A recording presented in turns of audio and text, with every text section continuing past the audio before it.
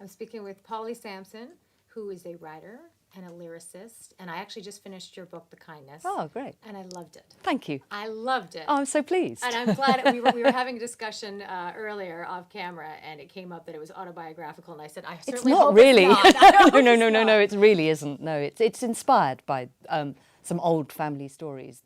I'm not going to ruin it for anyone else who Right. hasn't read it, No, but you know, right. the sort of central problem is actually something that happened to my great uncle. That's fascinating. Yeah. Because it's a very emotional Yeah. story. But I love the way you told it, because it unraveled. As Yes. opposed to starting from the beginning and telling a story, it has already happened and it's sort of unraveling. I think that's quite like life, that we live in the present moment, but we're so informed by our memories and also by the way that the present can completely change your memories as you understand far more about things that have happened to you. Of course. With the benefit of hindsight. So it's also a novel about hindsight. Right. But so you write novels. Yeah. How do you come to write lyrics? I think I've been writing lyrics longer than I've been published as a novelist and short story writer, because I started in 1993, and it was quite an unwitting start, because probably, I was David's girlfriend, and had he come to me and said, I'd like you to write lyrics for the next Pink Floyd album, I'd have run a mile. But as it happened, I think it's called glandular fever here. I think it's called Epstein-Barr, is it? Okay. Which leaves you in bed with fevers of 106. And so he was going and jamming with Rick and Nick in the studio, coming back in the evenings when my temperature was very high, playing me the tracks and saying, I don't know what to do. What should the lyric be? And I'd be lying there with a fever, sort of mumbling things. Right. And it took me a while to notice that he was writing them down. Oh, no. And then a few paracetamol later, I'd look at what he'd written down and he'd say, no, I think this works really well. And I'd think, I don't think it does, actually. So I'd then find myself sort of rewriting it. And so that's how it happened. It never happened in a sort of anything other than an organic way. Right. And then by the time we got to High Hopes, I'd sort of gathered some speed and I kind of felt like I knew more about what I was doing. What do you like doing better? What, fiction or writing lyrics? whichever I'm doing at the time, actually. I mean, I am so immersed when I'm writing a novel. And of course, fiction has to come from, I don't know what it comes from, my soul, my imagination, whatever it is. It has very few prompts, whereas writing a song, it has that wonderful thing of actually having a structure. So I listen to the music, and on the whole, the music comes first. And it's sort of rather wonderful after the sort of free form of fiction. Right. I could send my characters off to the moon, no one's stopping me.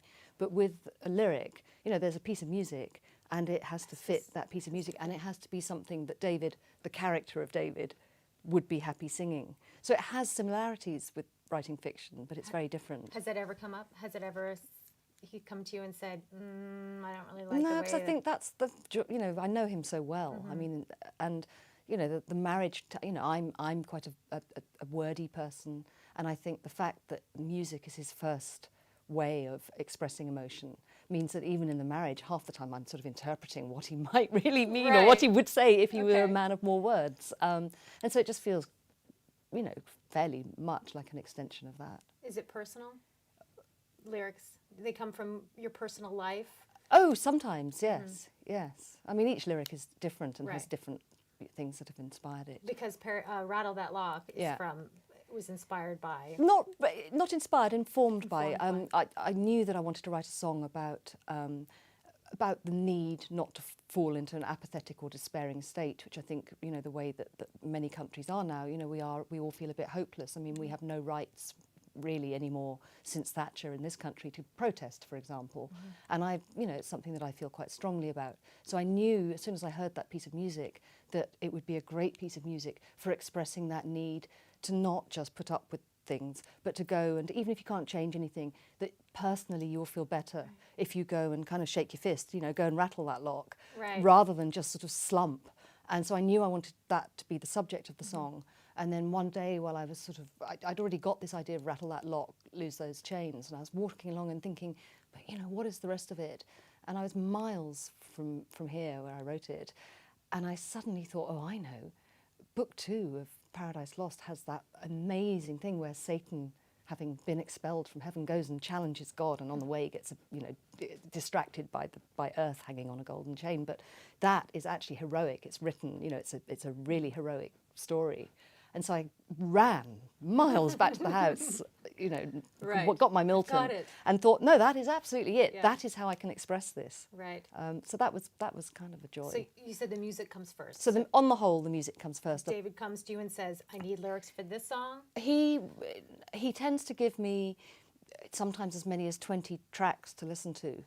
And again, walking is very much part of it for me. And I walk miles and miles and miles. And you know, one or two will spark something and then others won't. And some I may not even like.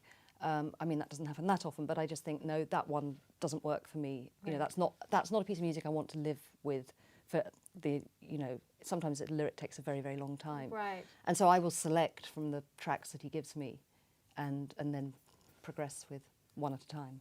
Because the girl in the yellow dress, Yeah. you wrote the lyrics for that one. Yeah. And it's got a very jazzy Yeah. blues. So Yeah. where does the story come? Oh, well, that's an interesting one, actually, because I wrote a different lyric for that, for the last album, for On an Island. Okay. And I think it's the only lyric I've written that David has outright rejected. Oh, really? And it was because it was, you know, so obviously set in a jazz club. Yes. And I'd written a lyric which was, you asked about my own experience. Yeah. Well, when I was 19, I had a sort of musical crush on this very ancient saxophone player in a jazz club in London. And I used to go, I didn't know anyone in London. I just moved to London. And I'd sort of sit with my pint of beer and just stare at this very old man playing the sax. I must have really freaked him out. Right. And it always stayed with me. There was Right. just something about his playing that just Right. hit me straight in the heart. Yeah. And so I tried to write I did write a song about that feeling, and David took one look and said, "Oh, I'm not singing that, you know, about some man you had a crush on when you were 19." And I was sort of quite hurt for a little while and then put it to the side. And then, you know, years later, Phil Manzanera, because that piece of music, I've always loved it. And Phil Manzanera said, "You know what this song's about. It's about a beautiful, sexy woman." And I thought, "Oh, great, I'm going to write a song about myself, am I?" You know, how does this work out? yes. And then I sort of thought, and I'm going to write a song for David to sing about a different beautiful, sexy woman. Well, that isn't going to happen either. And one day I was sort of sitting thinking, I really do want to write a lyric for this. And we have a painting by a painter called Johnny G. Matthews at home. And it's of this girl in a yellow dress. She's a fabulous sort of dancing Yes. girl. And she's got her hand on the shoulder of one guy, but her eye contact is absolutely with the sax player. And I knew by looking at that I could write it as a story. That's awesome. Yeah. I love that. Yeah. And because I mean, you could write a book and you put it out there and people read it. Yeah. And you don't know that they're reading it. It's just out there. But Yeah. a lyric is Yeah. on the radio. Yeah. People are playing it. It kind of you're writing living on in music. Yeah. Is that a?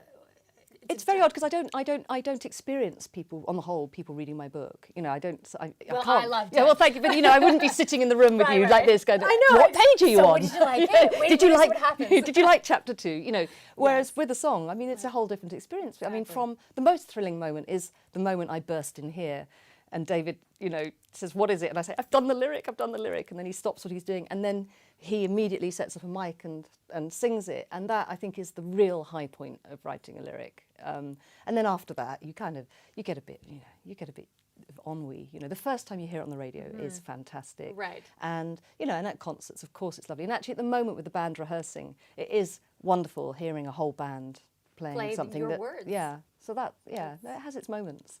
So what is next for you? Are you going to write another book? I think there might be more lyrics before another book. I can never tell with the books because they just sort of arrive, or the idea for them, and they kind of take me over.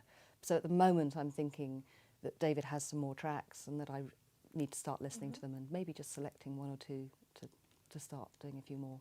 Well, I hope you do. I'm following you Yeah. on Twitter. Oh, So I'm going great. to keep up to Okay. date on what you're doing because I did enjoy the kindness quite Oh, a bit. So it's I look so forward nice to to hear. another. Thank you. It was a pleasure meeting Oh, you. it's very nice Thank to meet you. Polly. Always a pleasure to meet someone who's read my book. Awesome. Thank you. Thank you.